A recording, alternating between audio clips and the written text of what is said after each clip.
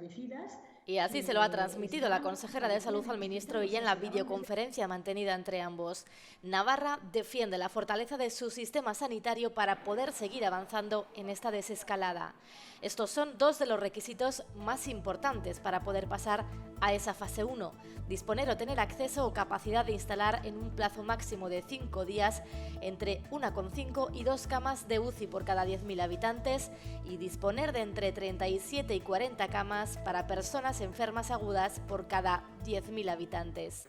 Y Navarra asegura que podría pasar de 1.690 camas hospitalarias a 2.486 y de 82 puestos de UCI a 174 en menos de 5 días. Así que esto haría viable nuestro paso a la fase 1, pero Sanidad también tendrá en cuenta otros valores como la evolución epidemiológica en el territorio.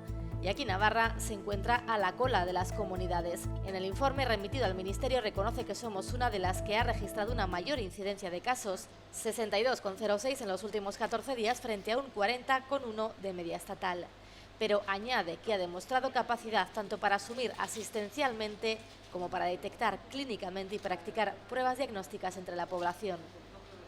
La decisión final la tiene el Ministerio de Sanidad. En las próximas horas sabremos si a partir del lunes en Navarra podremos realizar reuniones de hasta 10 personas, abrir las terrazas de los bares hasta el 50% de su capacidad o la apertura de comercios de hasta 400 metros sin cita previa.